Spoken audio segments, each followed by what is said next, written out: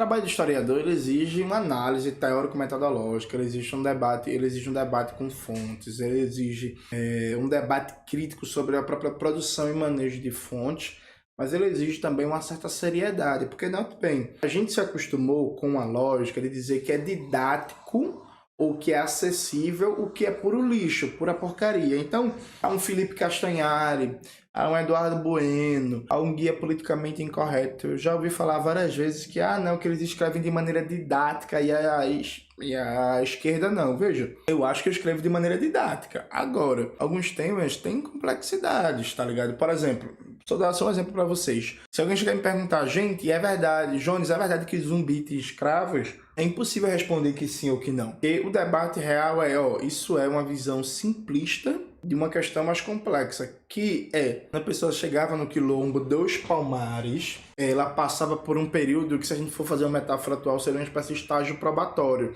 em que ela tinha que prestar trabalhos obrigatórios para a coletividade do quilombo, até ser aceito como membro pleno do quilombo, e aí, fazendo outra metáfora com os dias atuais, ser considerado, por assim dizer, cidadão, né? Um sujeito de direito pleno do quilombo. Então ela passava um tempo ali num processo de se apropriar, ser aceito e por aí vai. E Zumbi, ou Gangazumba, que eram chefes militares, enquanto chefes militares tinham seus subordinados e comandados, tinham deveres de cumprir as suas ordens, de satisfazer as suas necessidades e por aí vai. Então, por exemplo, dá para chamar de escravidão esse tipo de realidade? Não. Agora, existem traços de servidão? Sim.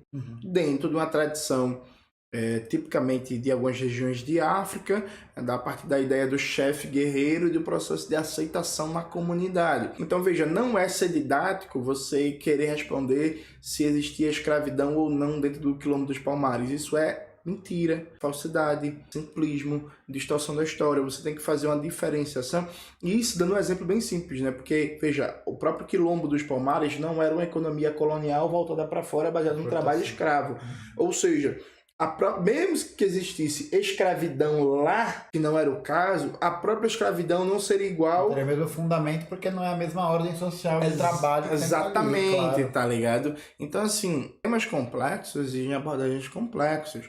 A nossa era pós-moderna, ela criou uma certa ansiedade, que é, as pessoas querem ler pouco hoje, elas querem ler livros curtos, elas querem ter tudo mastigado, tudo na boca, quando o conhecimento ele exige tempo. O conhecimento é um processo, enquanto o processo ele tem uma temporalidade, ele exige tempo. Então você não vai aprender tudo no textão do Facebook, quando na verdade o textão do Facebook na verdade tem 5 parágrafos. É uma vergonha você chamar isso de textão, a propósito, tá ligado?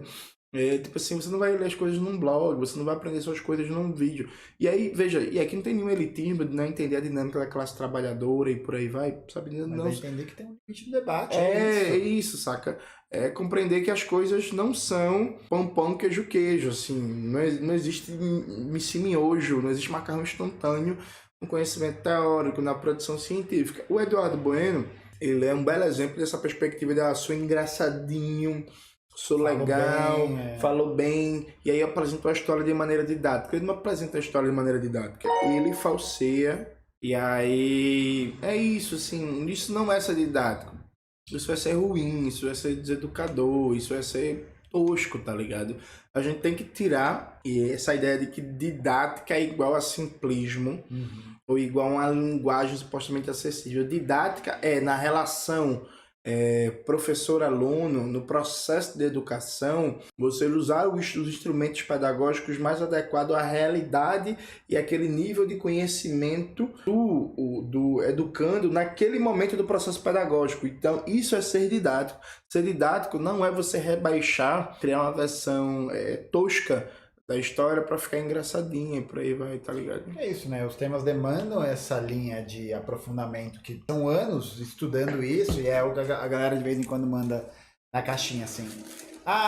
Eu quero entender o marxismo de forma simples. Parça, esquece.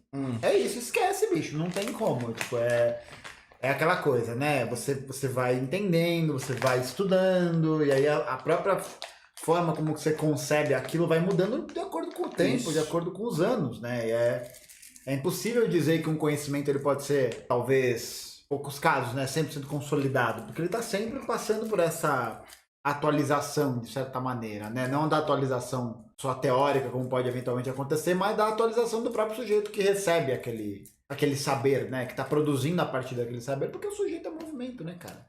O sujeito é dialético. Isso. Cara, essa frase foi boa. O sujeito é movimento. O sujeito é movimento, é o devir. É isso. Chega no ouvido dela e fala: o sujeito é movimento.